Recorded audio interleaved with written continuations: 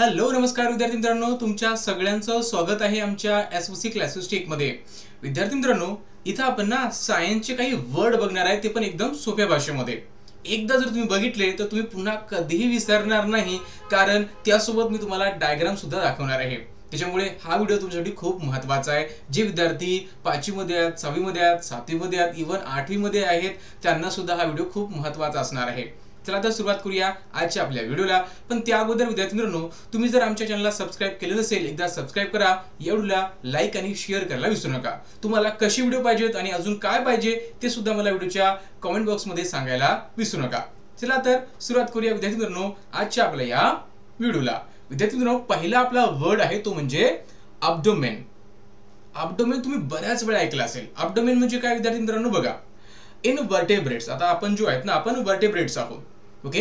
It means that the region of the body containing the various visceral organs like a stomach, intestine, liver, kidney etcetera. म्हणजे असा portion आपल्या बॉडीचा जिथे आपल्याला विसरल ऑर्गन म्हणजे मांसापासून बनलेले ऑर्गन आपल्याला तिथं पाहायला मिळतात। कुठे पाहायला मिळतात तर बघा, स्टमक आपला इथं असतो, बरोबर आहे। इंटेस्टाइन आपल्याला इथं पाहायला मिळतात, बरोबर आहे। लिव्हर, किडनी सुद्धा आपल्याला इथंच पाहायला मिळतात या पोर्शन मध्ये। मग हा जो पोर्शन आहे ना, याला म्हणतात अब्डोमेन। हा आहे अब्डोमेन, ठीक आहे, लक्षात घ्या। आणि बऱ्याच वेळा बायोलॉजी मध्ये ना हा वर्ड आपल्याला पाहायला मिळतो, आहे आपला अब्डोमेन।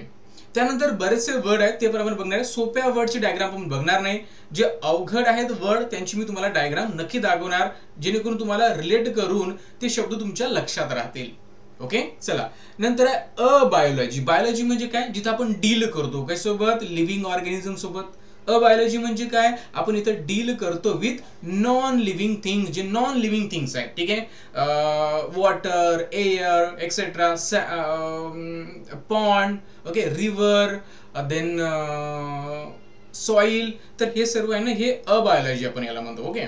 Then abiotic. अबायोटिक म्हणजे काय, अब्सेन्स ऑफ लिव्हिंग ऑर्गॅनिझम, म्हणजे जिथं लिव्हिंग ऑर्गॅनिझम नाहीत, ठीक आहे, असे सिच्युएशन अबायोटिक, ओके। त्यानंतर अबनॉर्मल। अबनॉर्मल म्हणजे तुम्हाला एकदम सोपं माहिती आहे, सगळी गोष्ट बरोबर आहे, तर आपण काय म्हणतो, सर्व नॉर्मल आहे, काही काळजीची गरज नाही, बरोबर आहे। पण तुम्हाला ताप आलेली आहे, तुम्ही बिमार आहात, राईट, तर त्यावेळेस तुम्ही नॉर्मल आहात का, नाही, त्यावेळेस तुम्हाला काय म्हणावं लागेल, आय एम अबनॉर्मल। म्हणजे अबनॉर्मल म्हणजे काय, काहीतरी तिथं व्यवस्थित नाहीये, किंवा फंक्शनिंग इरेग्युलरिटीज, म्हणजे व्यवस्थित फंक्शनिंग होत नाहीये, त्याला काय म्हणतो आपण, अबनॉर्मल, ओके। बघा, अबॉर्शन। अबॉर्शन म्हणजे काय असते, termination of the pregnancy at the early stage, ठीक आहे। जी प्रेग्नन्सी असते ना, त्याला आपण काय करतोय, आपण त्याला ग्रो करू देत नाही, तिथून त्याला टर्मिनेट करून टाकतो। टर्मिनेट म्हणजे काढून टाकणे, ठीक आहे, किंवा त्याला तिथून नष्ट करणे, त्याला आपण टर्मिनेट असं म्हणतो। तर काय होते, अबॉर्शन। तुम्ही ऐकलेला आहे वर्ड, एकदम सोपा आहे, ठीक आहे, त्याच्यामध्ये सुद्धा तुम्हाला जास्त काही हे करण्याची गरज नाहीये। त्यानंतर नेक्स्ट वर्ड आहे अब्सॉर्बेंट। अब्सॉर्बेंट हे महत्वाचं आहे। अब्सॉर्बेंट म्हणजे काय, सबस्टन्स दॅट कॅन ऍब्सॉर्ब। बघा, असा सबस्टन्स जो ऍब्सॉर्ब करू शकतो, त्याला काय म्हणायचं, ऍब्सॉर्बेंट म्हणायचं। काय म्हणायचं, ऍब्सॉर्बेंट, लक्षात घ्या, ओके। अकॅफिया हे महत्वाचं आहे। अकॅफिया म्हणजे काय आहे, a marks of decrease in a carbon dioxide concentration in the blood. म्हणजे आपल्या ब्लड मध्ये जे काही CO2 आहे, कार्बन डायऑक्साइड आहे, काय होणं, त्याची कमतरता होणं। आपल्या ब्लड मध्ये जे काही CO2 आहे ना, त्याची कमतरता होणं, याला काय म्हणायचं, अकॅफिया म्हणायचं। अकॅफिया, कार्बन डायऑक्साइडची कमतरता म्हणजे अकॅफिया। तुम्ही म्हणाल सर मग ऑक्सिजनची कमतरता झाली तर त्याला काय म्हणायचं, तर त्याला म्हणायचं ऍस्फिक्सिएशन। मी लिहून देतो तुम्हाला इथं, बघा,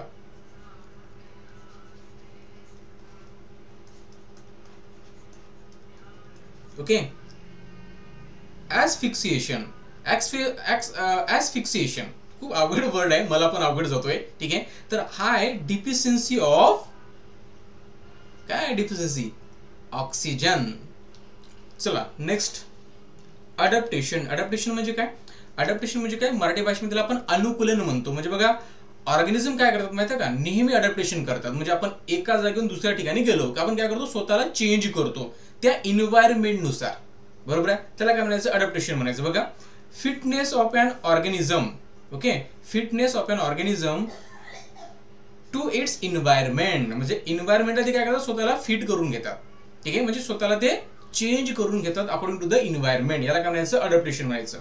आता ऍक्टिन काय आहे सर, ऍक्टिन हा एक प्रोटीन आहे जो आपल्या मसलमध्ये सापडतो आणि हा जो ऍक्टिन असतो ना, हा रिस्पॉन्सिबल असतो for the contraction and expansion of the muscle. आता बघा मी माझा हात जो आहे ना त्याला एक मूव देतोय, म्हणजे माझ्या हाताला मी काय करतोय, मुवमेंट प्रोव्हाइड करतो. कशामुळे, आता माझ्या हातामध्ये जी काही मसल आहे ती मसल काय करते, कॉन्ट्रॅक्ट करते, एक्सपांड करते, कॉन्ट्रॅक्ट करते, एक्सपांड करते. त्याच्यामुळे माझा हात आहे ना तो अशा प्रकारे मूव्ह करू शकतो. ठीक आहे, मग याला रिस्पॉन्सिबल कोण आहे, तर ऍक्टिन आहे. ठीक आहे, याला कोण आहे, ऍक्टिन. ऍक्टिन काय आहे, प्रोटीन आहे. चला जाऊया समोर. त्यानंतर बघा अडल्ट. सोपं आहे. अडल्ट म्हणजे काय आहे की असा पर्सन जो फुल्ली ग्रो झालेला आहे. ठीक आहे, जो इमोशनली अँड इंटेलेक्च्युअली मॅच्युअर आहे, समजदार व्यक्तिमत्व आपण त्याला म्हणूया. बरोबर आहे, person emotionally and intellectually mature and animal grows to full size. म्हणजे तो पूर्णपणे ग्रो झालेला आहे, इमोशनली अँड इंटेलेक्च्युअली मॅच्युअर झालेला आहे, म्हणजे अडल्ट. ठीक आहे, त्याला काय म्हणतो आपण, अडल्ट म्हणतो. फुल्ली ग्रो झालेला आहे. ठीक आहे, जनरली 18 जे प्लस असतात ना ते अडल्ट असतात, आपण त्याला आपण मानतो, म्हणजे अडल्ट एज तिथून स्टार्ट होते. त्यानंतर आहे ॲडव्हेंटिशियस रूट. हे महत्वाचं आहे बघा.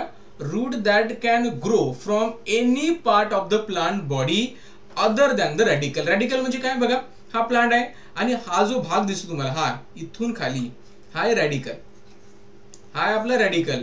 आणि इथं रूट जे असतात ना, हा रूट असतात प्रत्येक ट्रीला. ठीक आहे, या रॅडिकलला रूट असतात, तिथं काय प्रश्न आहे का, नाही.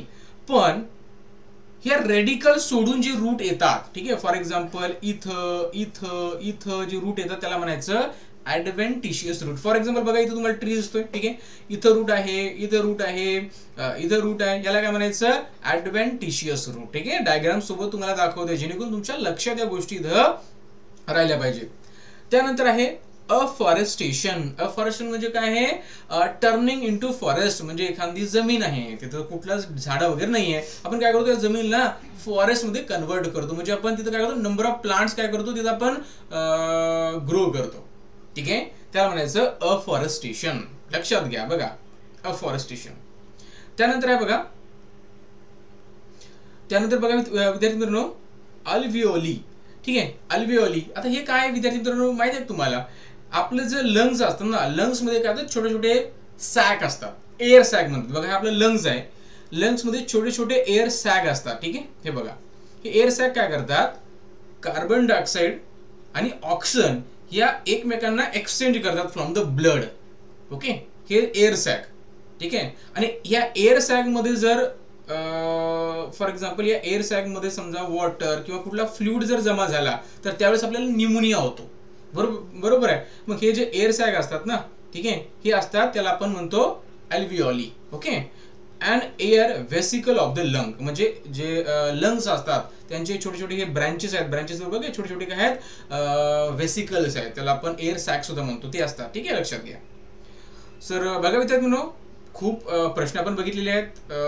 प्रश्न म्हणण्यापेक्षा आपण म्हणूया शब्द आपण बघितले आहेत, प्रश्न आहेत, शब्द आपण बघितलेले आहेत. ठीक आहे, तुम्हाला हा व्हिडिओ मला कसा वाटला हे तुम्ही मला सांगायचं आहे व्हिडिओच्या कमेंट बॉक्समध्ये. ठीक आहे, आणि पुढच्या वेळेस मी असाच एक व्हिडिओ तुमच्यासाठी घेऊन येणार.